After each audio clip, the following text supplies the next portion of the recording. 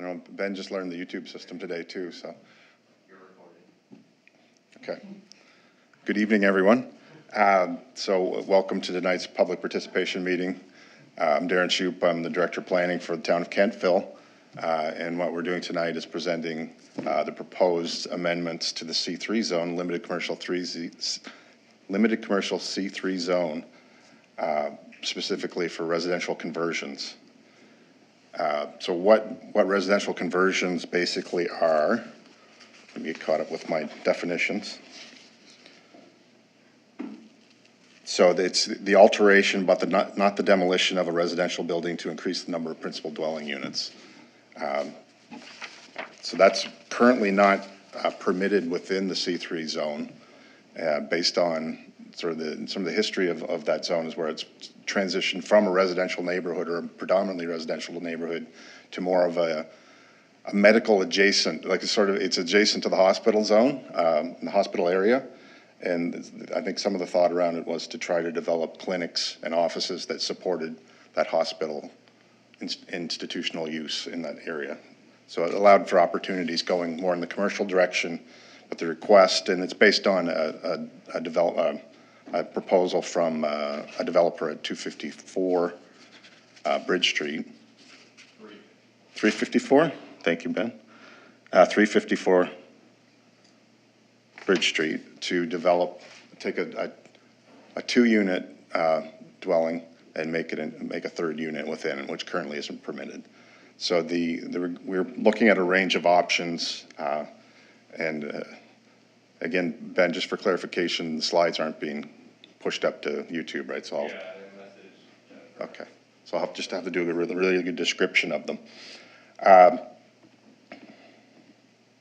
So we had three options that we presented to council a number of weeks ago, potential options to consider this request. The first one was to open it up to 3 units by residential conversion, which is the current request from the applicant. The second option would be to open it up to 4 units by residential conversion, which would mirror that which is allowed in the R2, C1, and C2 zones. So we already have language around how those things can be controlled and considered. And then the third option would to maintain the current policy of prohibiting residential conversions in the C3 zone. So to date, yep, certainly. Can you repeat the second one again? Open it up to 4 units, R2, C1 and C2 zones. C1 and C2. Yeah, so there's already language regulating residential conversions in those zones. And then the third again was to maintain status quo and not to allow residential conversions.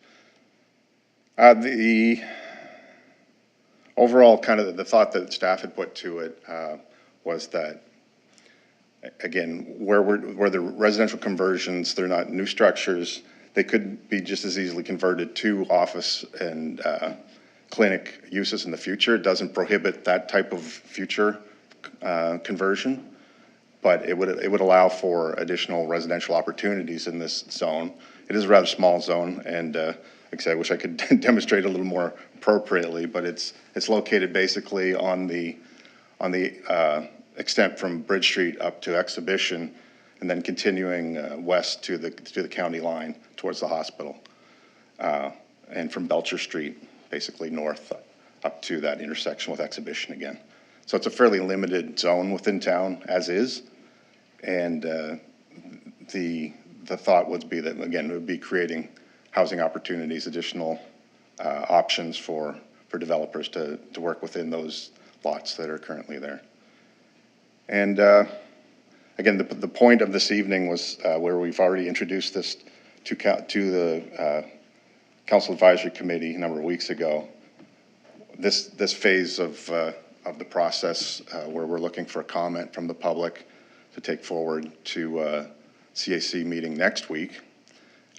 So we'd have some record of the comments from this evening, and they can still come on until a certain date just for that meeting. But there will be another opportunity if council decides to move forward with these recommendations or provide their own direction on it to first reading and public hearing, where the public would again have another chance to come in and share their thoughts questions, that sort of thing for the development and the proposed amendments to the land use bylaw. So if it goes to first reading and a public hearing, would it be in order that the developer would present something, or that? That's at their discretion whether or not they wish to present. He was here for the last CIC meeting, I believe it was, and gave some thoughts during the public comment section. And he was offered the opportunity tonight to come forward with a presentation, and we hadn't heard from him, so. He has one more opportunity at the public hearing to bring forward his specific proposal, again, for the amendments.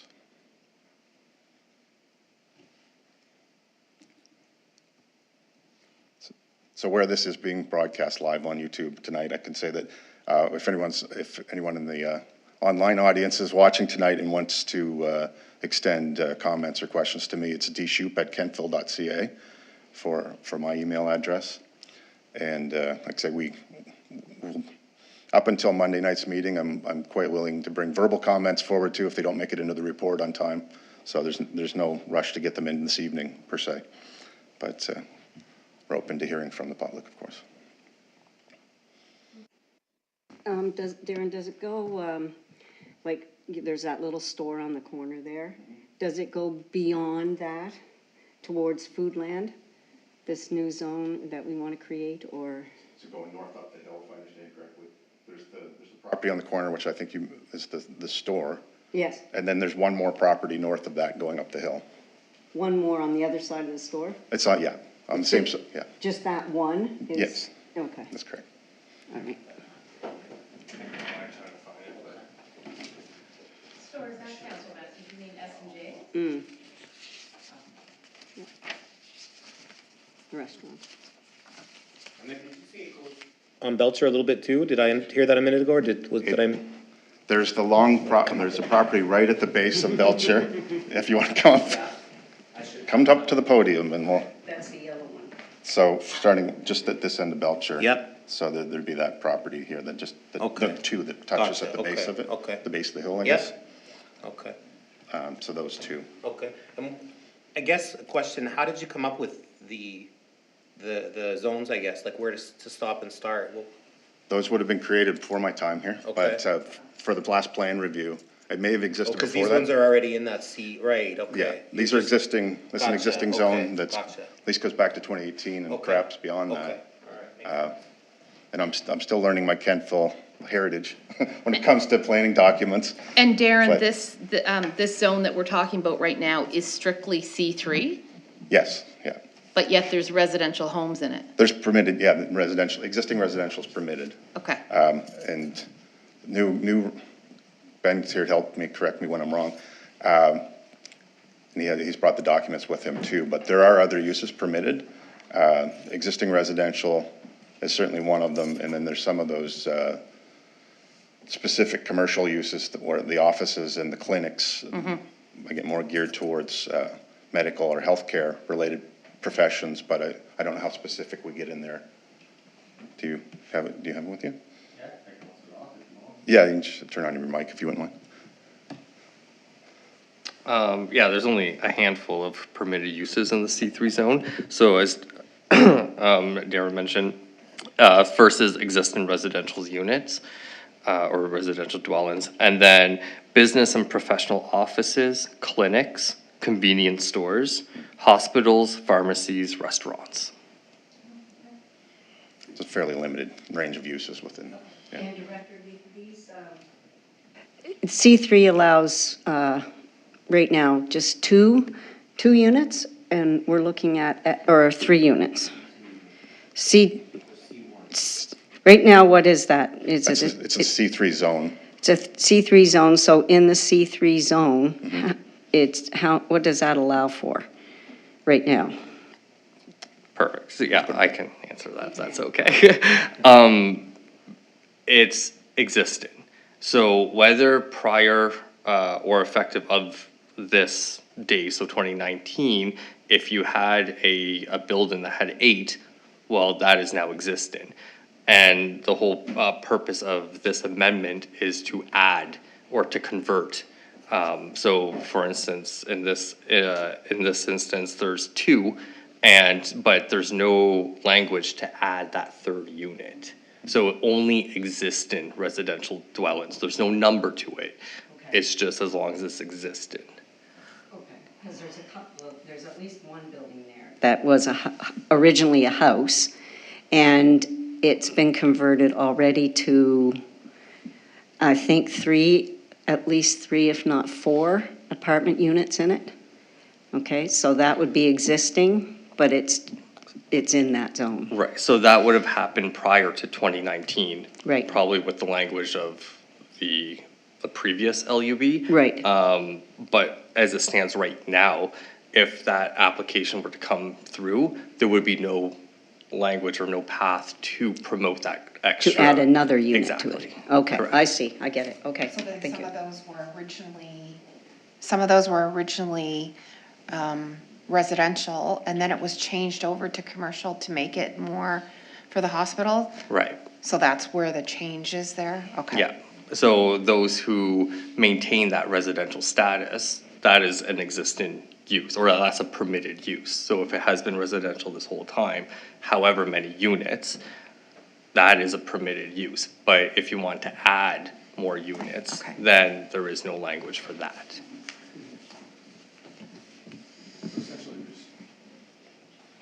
Sorry. I got it? So essentially, we're really just creating flexibility for owners. You know, my hope or suspicion would be that as Kentville grows, that the market would dictate that this would maybe gravitate back to something more commercially ended, but given the needs right now, I think we're also responding to the need that we have right now, and the owner certainly is looking to respond to the need for residential locations, so. Correct. So, In your, I guess your recommendation, I know that the developer is asking that it be open up to 3 units, but are you suggesting that it be open up to 4 units? Like what? I haven't articulated our recommendations yet, but I would think going to 4, in keeping with the other zones that we listed off earlier, would be sensible. That's kind of what I was thinking, yeah. If council feels there's a certain threshold they don't want to hit, or go beyond, that's certainly a worthy consideration, but I think it's in keeping with what is happening elsewhere in town, or at least in certain zones within town, so it's not beyond the realm of reasonable extension, I think, for this one, so. Yeah, I would agree, just because the developer is asking for it to be open to 3, I mean, if it makes sense to go to 4, Yeah. then sure, okay, thank you. Just a question, and I guess with myself and our family, we've done an accessory housing build.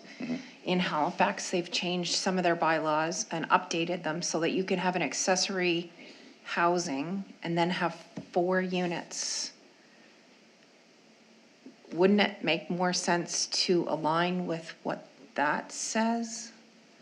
Because that's what a lot of places and a lot of cities are doing. I'm trying to. And like, or is that Parameters two different bylaws and It two is. different processes? And Halifax HRM has a charter that differs from the MJ as well, so they have a different set of rules that they play by Okay. from the start.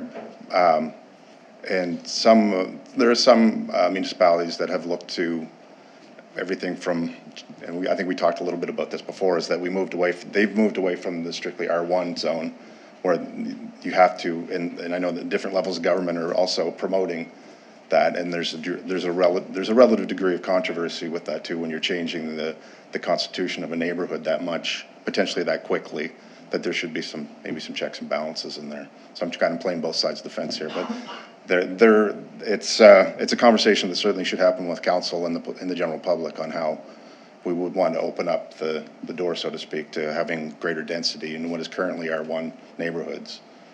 But again, different philosophies on that one, but that's something we could look at. And I think if I'm not correct, it does affect the accessory housing, whether we, like, that's one of the checkoffs, I think, with it as well, isn't it? Or, That's considered in the unit count when, but it's handled, accessory dwelling units are handled a little bit differently than primary units. Depending on the, depending on the bylaw, they deem them slightly different entities. And the controls around them, like the regulations around how much, in terms of parking and different things like that are all considered slightly differently. But again, that's something we could look at in the future. yeah, I'd like to see it aligned with that, with the 4 units for sure. And- But I know it is 2 different, but then it kind of keeps things a little bit easier, Right, I think. yeah. Would you, Ben, feel free to chip in on that one, because there's, Yeah, so under the C3 zone, ADUs or ancillary dwelling units are actually already a permitted use. So this is sort of, as Director Shoup mentioned, is there is a difference between primary units and a secondary unit. And ADUs are a permitted use already in the C3 zone. right. But a greater conversation could be had on that and how they fit in throughout the community and density levels and all that sort of stuff that could be looked at some point.